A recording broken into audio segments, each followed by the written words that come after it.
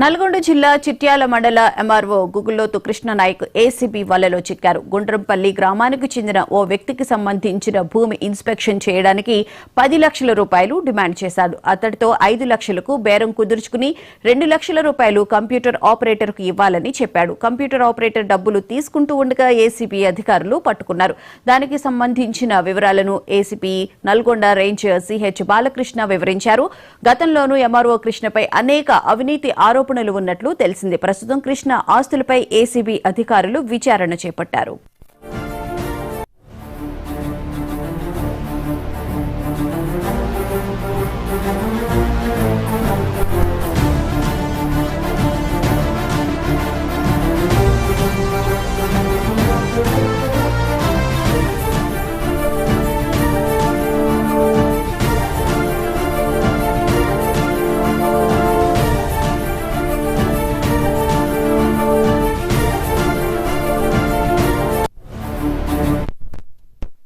Revenue శివారు survey number వచ్చేసి 717 711లో మన చిన్న కాబట్టి గ్రామ రెవెన్యూకి సంబంధించింది. ప్రజల అవసరాల కోసం గతంలో 2003 సంవత్సరంలో రైతుల దగ్గర నుంచి సర్వే నెంబర్ 717 8 ఎకరాలు, తర్వాత 711లో 7 ఎకరాల 18 గుంటలు భూసేకరణ కింద రైతుల దగ్గర నుంచి ప్రభుత్వం కొనుగోలు చేయడం జరిగింది. గతంలో అప్పుడు పట్టాలు ఇస్తే పట్టాలు వాళ్ళు ఇల్లు కట్టుకోవడం వల్ల పట్టాలన్నీ క్యాన్సిల్ చేసి మనం ప్రభుత్వ స్వాధీనంలో ఉంది. మొత్తం 7 ఎకరాల 15 ఎకరాల 18 గుంటలు. దాంట్లో కొంత 1 ఎకరం రైతు వేదిక, జీపీ, తర్వాత ప్రకృతి వనం ఏర్పాటు చేశాము. అది 717 సర్వే నంబర్లో.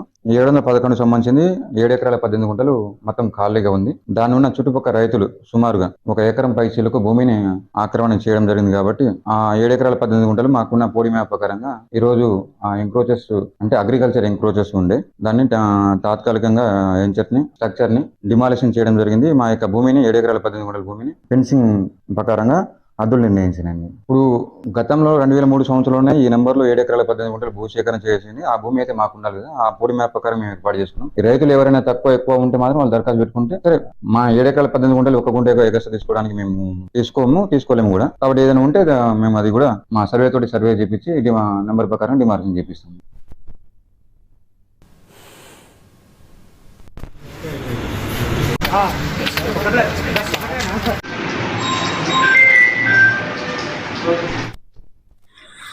నల్గొండ రేంజ్ మాకు వచ్చిన కంప్లైంట్ బట్టి ఈరోజు ఒక కేసు రిజిస్టర్ చేయడం జరిగింది. గుండ్రంపల్లిలో ఉన్నటువంటి సర్వే నంబర్ 172లో మ్యూటేషన్ చేయడానికి, సేమ్ అక్కడ గుండ్రంపల్లిలో సర్వే నంబర్ 167ని ఇన్స్పెక్షన్ రిపోర్టు ఇవ్వడానికి ఎంఆర్ఓ గారు ఇనీషియల్గా 10 లక్షలు డిమాండ్ చేయడం జరిగింది. కంప్లైంట్ రిక్వెస్ట్ పైన 5 లక్షలకు సెటిల్మెంట్ అయింది. ఈరోజు 2 లక్షలు తీసుకొని వచ్చి ఇవ్వడం జరిగింది. అది మన ప్రైవేట్ పర్సన్, నెట్ ఆపరేట్ చేసే పర్సన్ రమేష్ ద్వారా తీసుకోవడం జరిగింది. కాబట్టి ఎంఆర్ఓని నెట్ అబ్బాయి రమేష్ ఇద్దరిని అదుపులోకి తీసుకొని విచారణ చేయడం జరుగుతుంది. ప్రభుత్వ అధికారులు ఎవరైనా ప్రజల నుంచి పనిచేయడానికి డబ్బులు డిమాండ్ చేసినట్లయితే ఏసీబీ టోల్ ఫ్రీ నంబర్ 1064 కానీ, వాట్సాప్ నంబర్ కానీ, సోషల్ మీడియాలో ఫిర్యాదు చేసినట్లయితే వారి యొక్క వివరాలు గోప్యంగా ఉంచబడతాయి. సంబంధిత అధికారులపై విచారణ చేసి చర్య తీసుకోవడం జరుగుతుంది.